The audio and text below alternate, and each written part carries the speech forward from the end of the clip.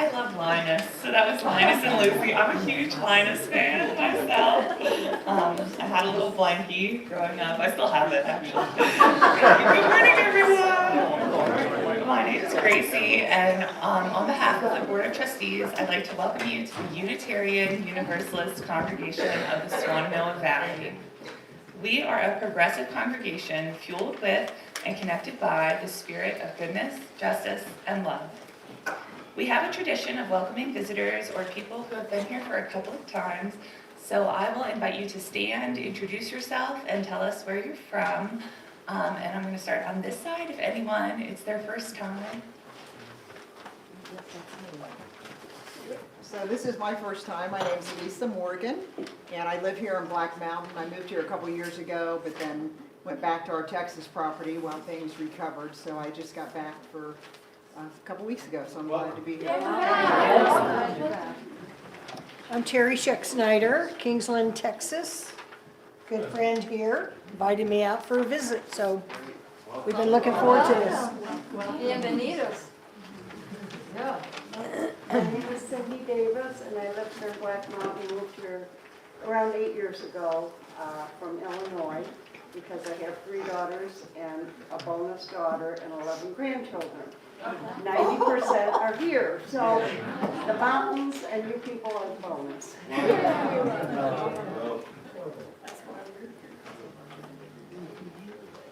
Okay, great. Thank you. Anyone from this side?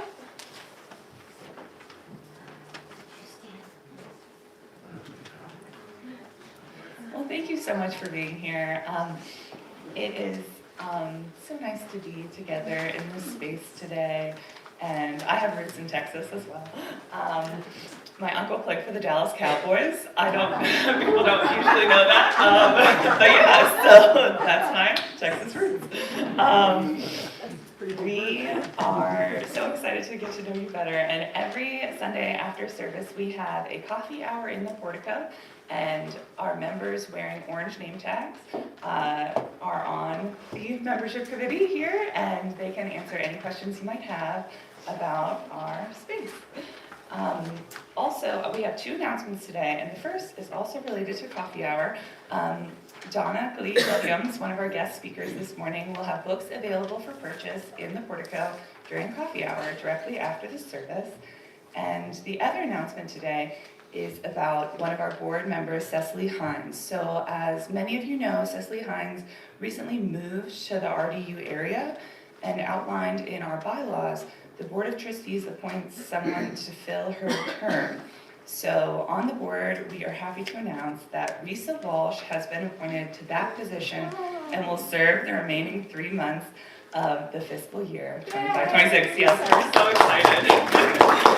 Risa will be wearing 2 hats. She usually has one lovely hat on in service. Sometimes she wears a beautiful pink hat. But she will have 2 hats on the board. She is the board secretary, and she will be a member of the Board of Trustees.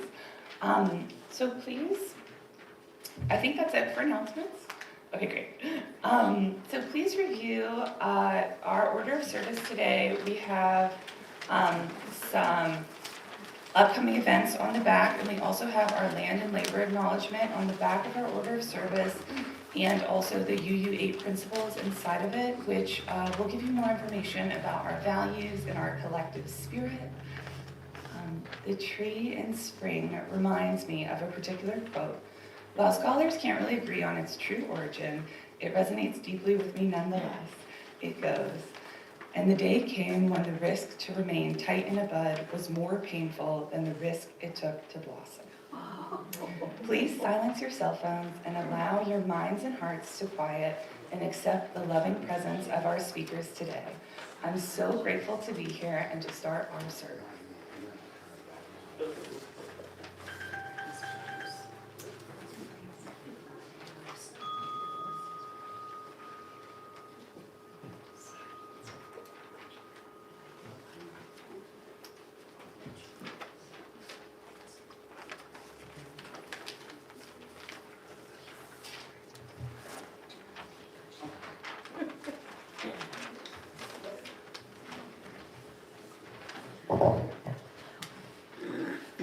Good morning. Good morning, Andy. I'm the Sunday service associate, which in fact is the stage manager, so I will be moving things along. We will have our opening words, but before we do, as a tenor, I would like to say, welcome back, Elizabeth, from the winter, a fellow tenor. The opening words this morning are from Barbara J. Pescan, a Unitarian Universalist minister. For the beauty of the earth, this spinning blue-green ball, yes. Gaia, mother of everything, we walk gently across your back to come together again in this place, to remember how we can live, to remember who we are, to create how we will be. Gaia, our home, the lap in which we love and live. Welcome, all of you.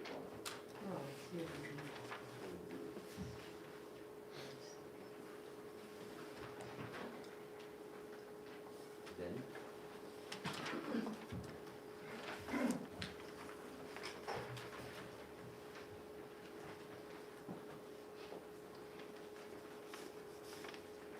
Oh, beautiful, for spacious sky, for amber waves of grain, for purple mountains, majesty, above the fruited plains. America, America, God shed your grace on thee and crown thy good with brotherhood.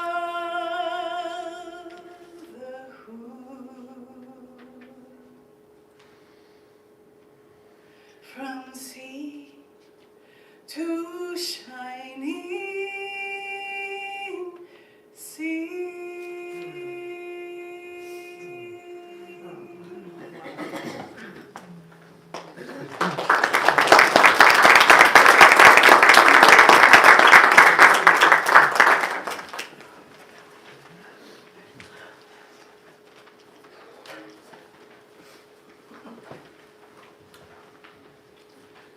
this is the time in our service when everyone, anyone is invited to come forward and light a candle or drop a stone into the bowl for care, concern, or a joy. So please come forward as you like.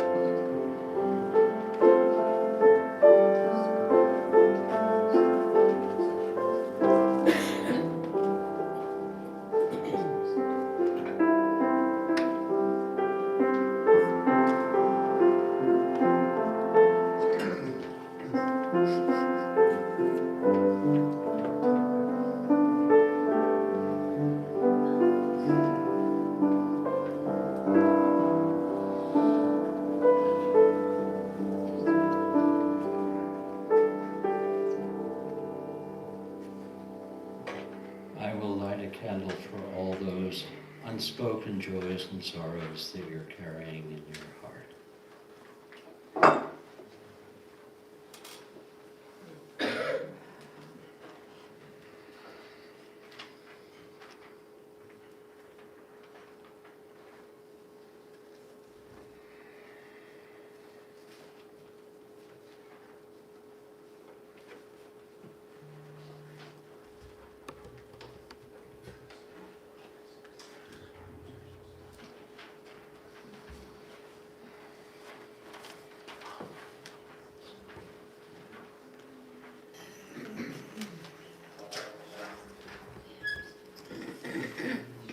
The Low Road by Marge Piercy. What can they do to you? Whatever they want. They can set you up, they can bust you, they can break your fingers, they can burn your brain with electricity, blur you with drugs till you can't walk, can't remember.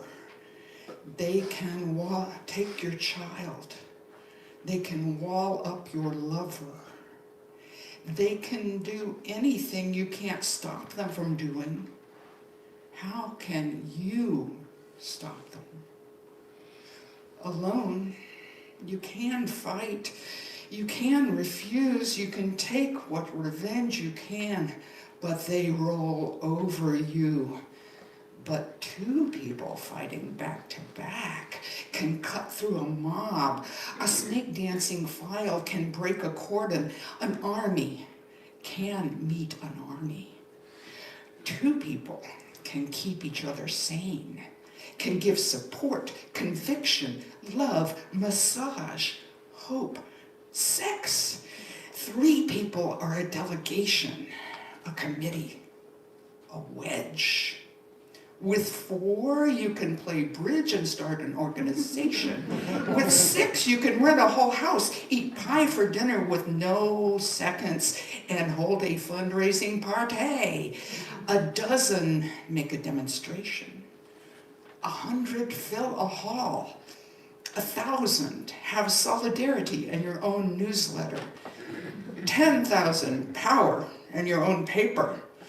100,000 your own media. 10 million your own country. It goes on one at a time. It starts when you care to act. It starts when you do it again and they said no. It starts when you say we and know who you mean. And each day you mean one more.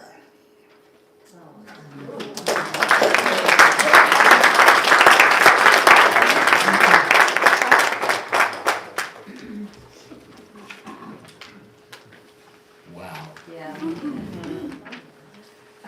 This is the time in the service when we ask for your generosity, because it does take money as well as love and committee memberships and volunteerism to keep a wonderful place like this church, this congregation, this sanctuary going and thriving. So we ask you please to give, not until it hurts, give till it feels good.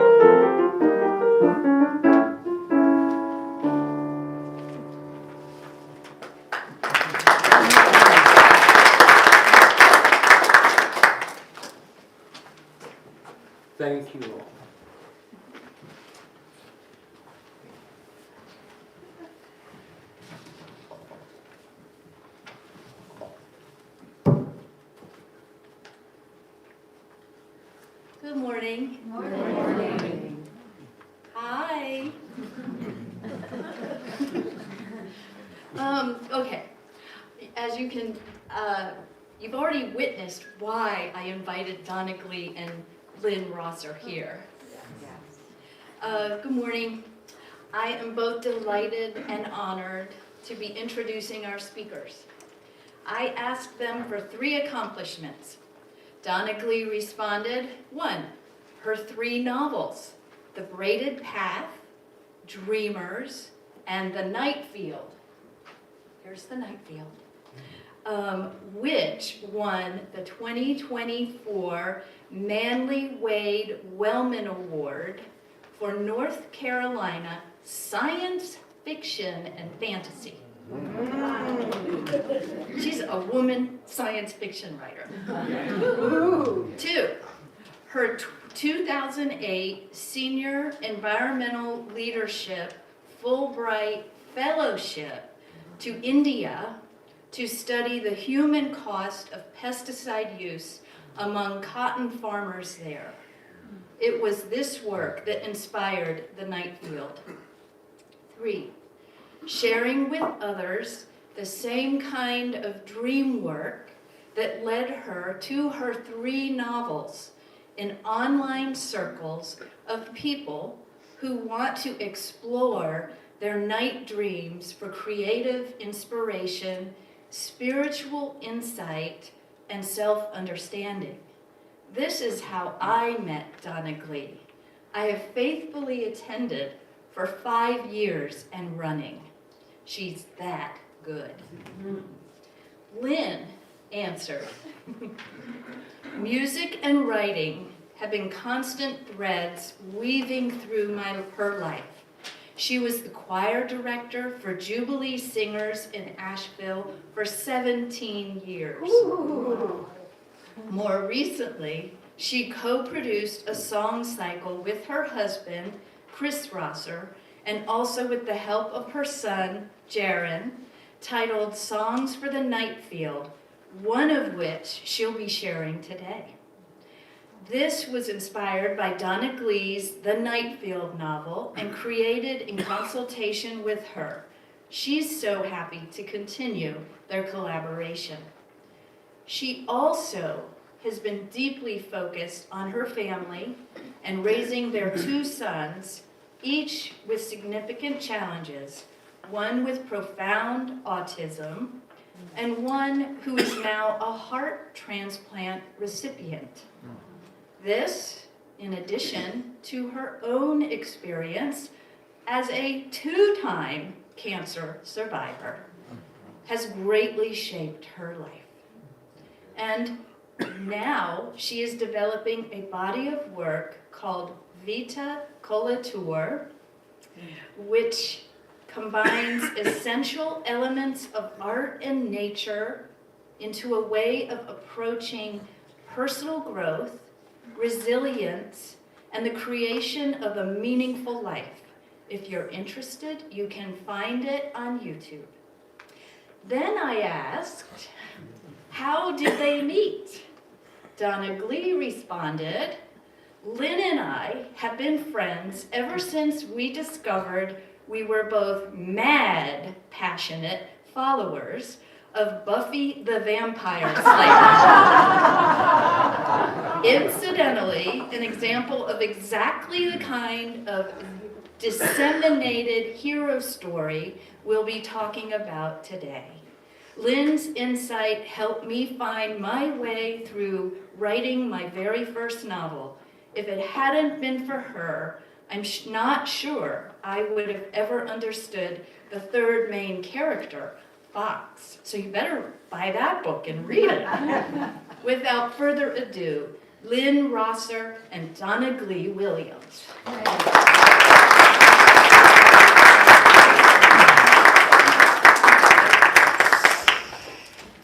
So I wrote this book. It was sometime around 2012 that I first got tapped on the shoulder by the spirit of this young girl born into a sort of forest utopia. Catastrophe falls on her people. the downstream effects of toxic agriculture. And she has to fight her way back to the source to fix the problem. Now, this felt like familiar ground to me. I am a fantasy writer and a dream worker, and I have venerated the hero's journey since I first read Joseph Campbell back in my 20s. I can spot a hero's journey a mile away on a foggy day. I knew where this was going. Like all Campbell-style heroes, my main character, Pinboy, would hear the call to adventure. She would resist that call for a while, but eventually commit herself to the quest. On that quest, she would be tested by riddles, trials, and ordeals. But she would find also unexpected tools and helpers along the way. Finally, she would win through in triumph and circle back, bringing her people the long-sought good thing. In Pinboy's case, the boon of environmental healing. Now, as Campbell tells it, the hero always brings the boon back to the people. The journey is always drawn as a circle, always with a going forth and always a coming back with the good stuff. But every way I twisted and contorted that plot to force Pinboy's quest to succeed just made my book seem cheesy and contrived. Not what would happen in a real world, not even a fantasy real world. Years passed, pages piled up, and I mean hundreds of pages. The trouble was, I couldn't find a way to get Pinboy back with the goods. Just couldn't. I'm not saying that I consciously tried to force my story to fit Campbell's template. I'm not that kind of writer. But looking back on it, I can see that our beloved hero's journey did have a chokehold on me. It was the story itself that shook me free. I let it lead me where it wanted to go. And this is what I think about that. There are facets of the hero's journey in fiction, myth, and real life that just are not mapped out by Campbell's schema. Example, Martin Luther King Jr. did not get to see Barack Obama in the White House. John Lewis did. Moses didn't get to lead his people into the promised land. Joshua did. Sam didn't get to live out his life in a healed and peaceful Shire. I'm sorry, Frodo didn't get to live out his life in the healed and peaceful Shire. It was Sam that got that benefit. When Linda Falcao, a fierce feminist attorney, first read The Nightfield, she said that the single best thing about this book was that the hero's journey in it is not a solitary one and may not even come to fruit in the hero's own lifetime. Real heroes run in packs, y'all. Linda went on to say that in the world outside books, it often takes 2 generations to make real change. First, you need an idealist, naive enough, crazy enough to believe that change can happen. I think of the Nightfield's 16-year-old Pinboy as she starts off on her long climb, but you could also think of the 15-year-old Greta Thunberg standing in front of Parliament in 2018, holding up that little sign, "School Strike for Climate." That girl stood there for 3 solid weeks and lit up a global firestorm that is still blazing today. It's the very idealism of the initiating hero that drives them to draw swords against the dragons that a more realistic person wouldn't dream of tackling. But those constant battle blows can wear down this initiating stage 1 hero, can break their heart, can make them give up, can even kill them. But the story doesn't end there. A second person comes along, someone who in the past has more or less just gone along with the dragons. Think of Chief in Ken Kesey's One Flew Over the Cuckoo's Nest. Silent, passive Chief is inspired by Murphy's efforts to escape from the brutal asylum. Stage 2 heroes are fired up by the courage, creativity, and hope of Stage 1 heroes to act in ways they never dared to try before. McMurphy never wins his freedom. Chief does. And actually, not having even tried before is the Stage 2 hero's secret superpower. Because they haven't yet been ground down by struggle, their hearts are undamaged enough to pick up the quest and carry it forward for the next lap. And also, they haven't gotten on anyone's radar yet. The dragons never see them coming. Now this spark can jump from one hero to another in the real world also. Greta Thunberg's climate protest was itself actually ignited by another protest just a few months earlier, the Marjorie Stoneman Douglas Students' Anti-Gun March for Our Lives. Lynn, give us a song about this passing of the torch.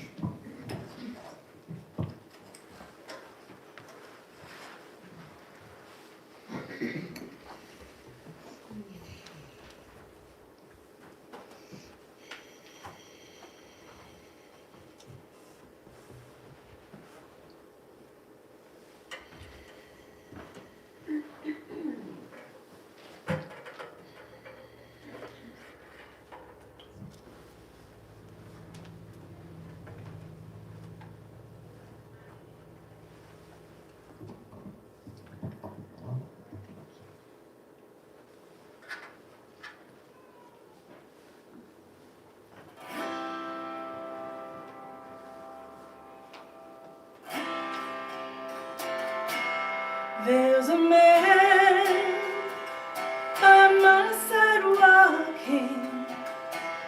There's a voice inside me talking. There's a word that needs a saying.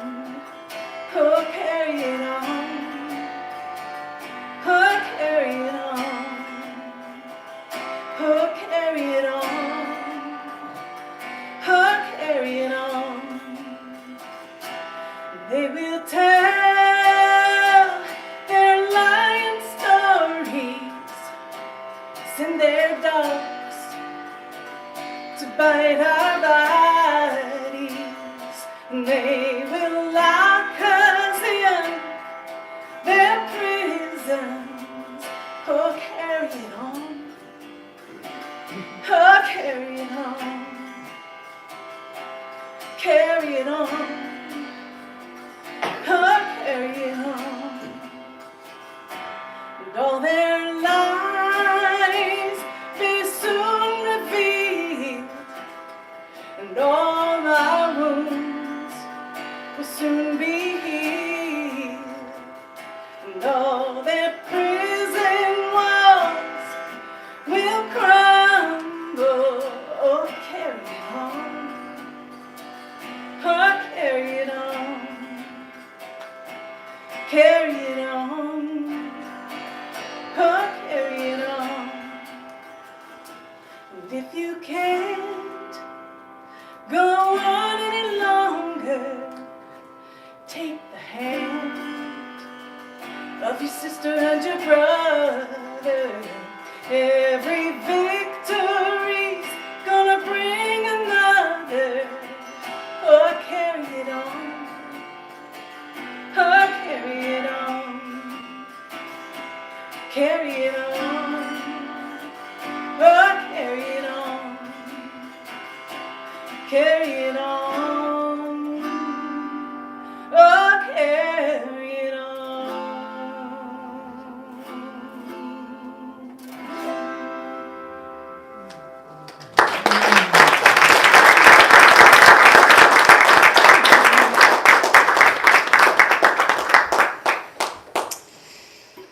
That fiery feminist reader of mine went on to tell me that highlighting how a quest is shared between heroes, like my pinboy and her friend Laka, also honors the real experience of women, whose lives and work, whether from nature or nurture, lean towards collaboration.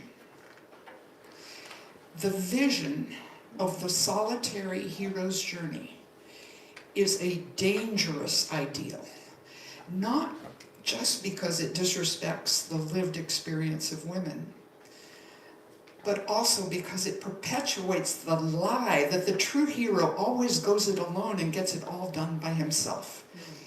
It misrepresents how real change happens in the real world. And while we're talking about the lived experience of women, here's another little detail that Campbell's roadmap ignores. The simple fact that when someone takes off on a hero's journey, someone also stays home. Ancient texts and traditional music bear witness to this hero's staying, filled as they are with the laments of heartbroken family members, almost always women, doomed to stay behind when the journeying hero dashes off on his adventures. Consider the anguished love in The Blackest Crow, a Civil War era Appalachian folk song with roots stretching back to the Celtic Isles.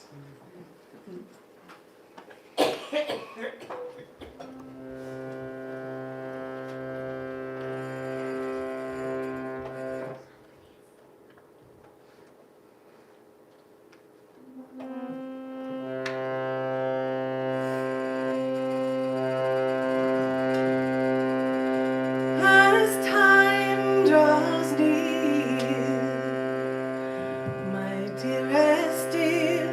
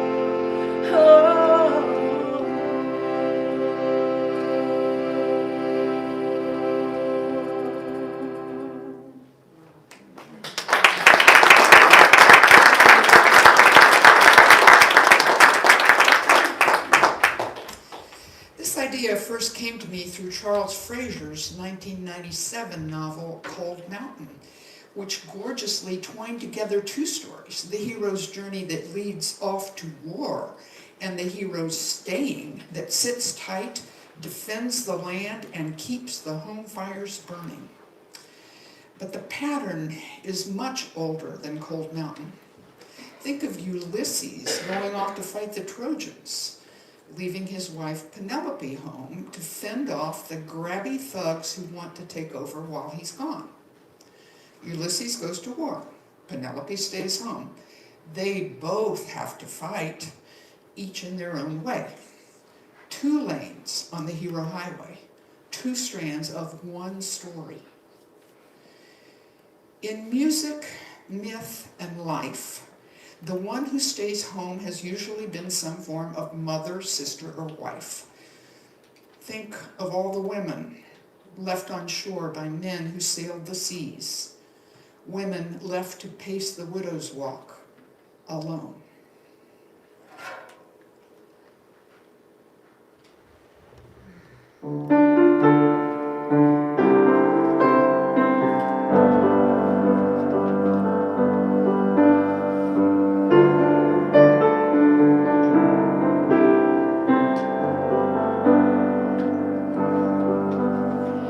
Ragged black shawl like a banner flies. Her heart still clings to him, stubborn and wild. On the widow's walk she rides the wind and scans the dark horizon. Oh, where are you gone? In the sea do you sleep? Have you favored another and left me to weep? Your baby's all grown, never knowing. All alone I stalk like a wounded crow. Black wings bound to the widow's wall. Black wings bound to the widow's wall.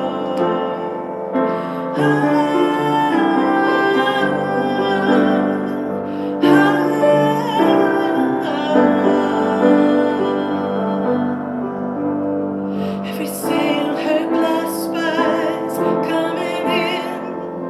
A chill of hope blooms for a moment, then ends. 10,000 dreams died over the waves, and still you can hear her say, oh, where are you gone? In the sea do you sleep? Have you favored another and left me to weep? Your baby's all grown, never knowing. All alone I stalk like a wounded crow. Black wings bound to the widow's wall. Black wings bound to the widow's wall. Black wings bound to the widow's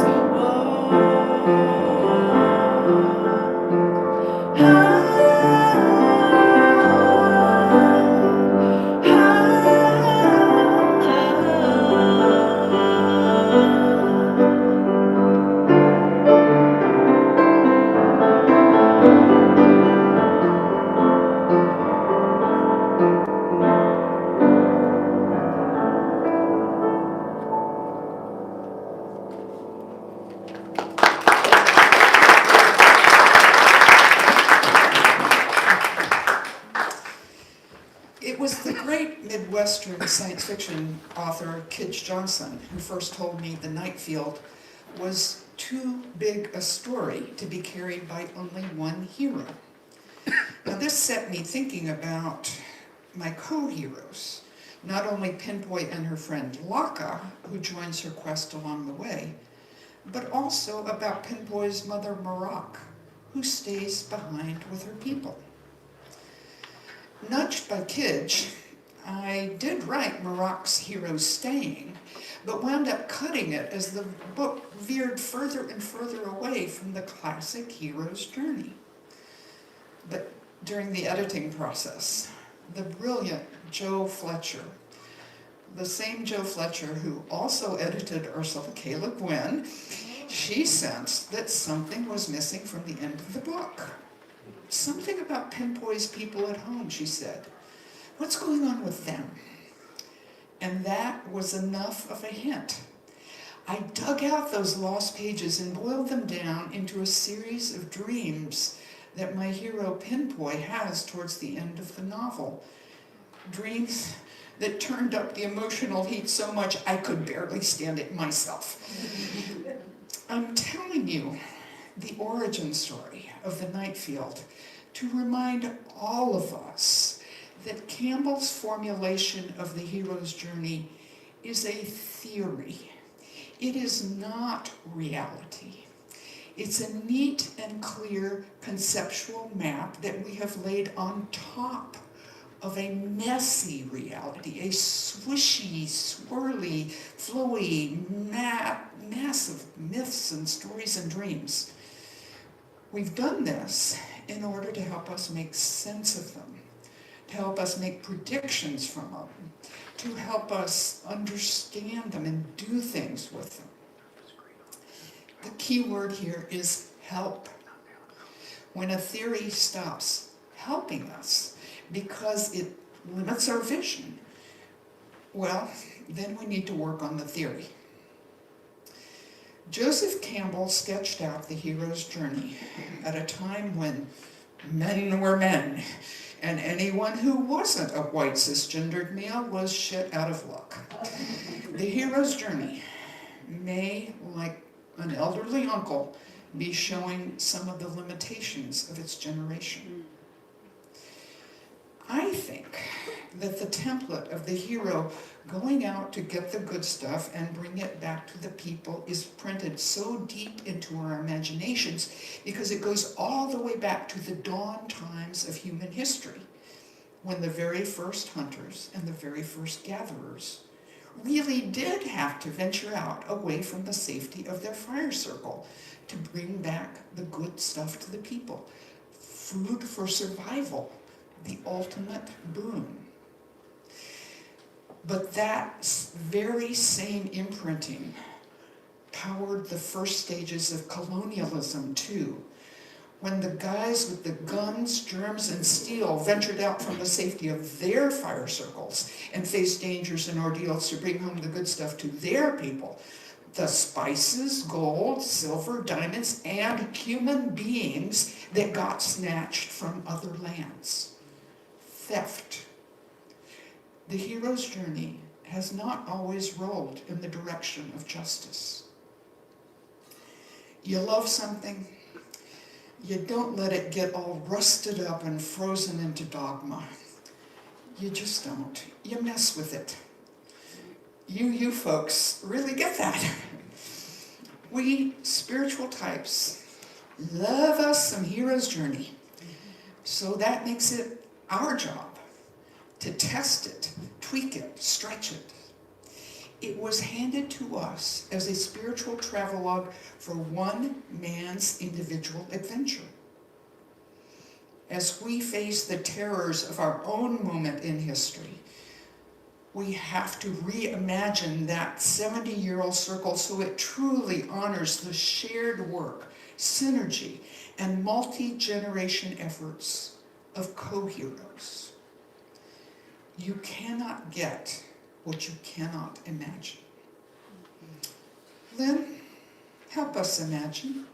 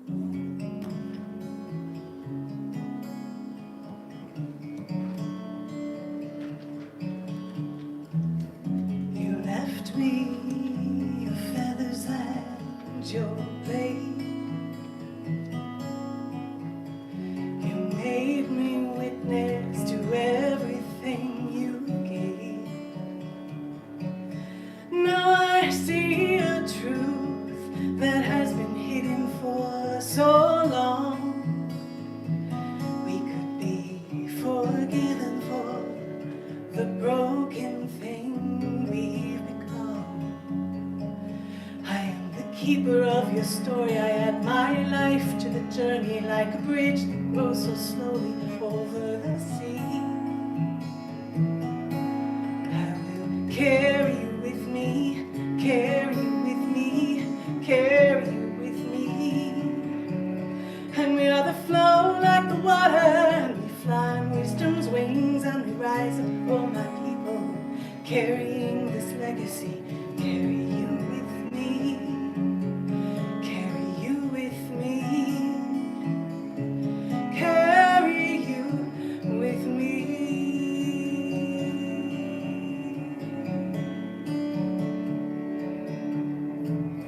You left me your vision and your ways.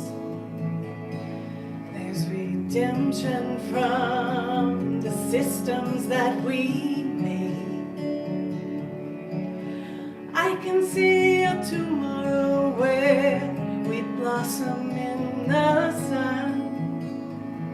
We can break what's broken and reverse what we've become. 'Cause we are the flow of the water, and we fly on wisdom's wings, and we rise up, oh my people, carrying this legacy. Carry you with me, carry you with me, carry you with me.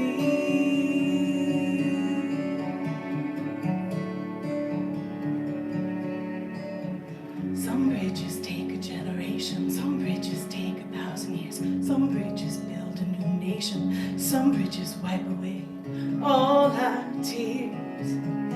Carry you with me, carry you with me, carry you with me. Carry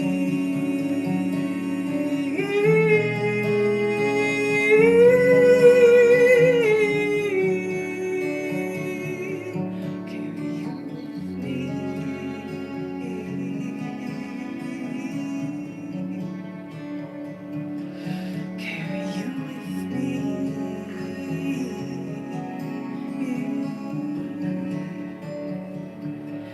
Carry you with me.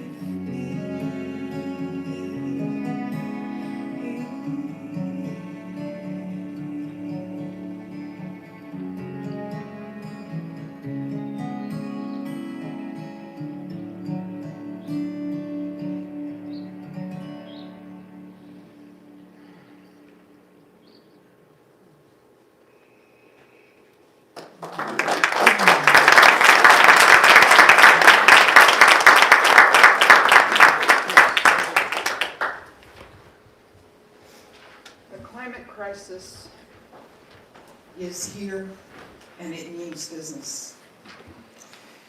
The crisis of democracy is here too. The crisis of world hunger.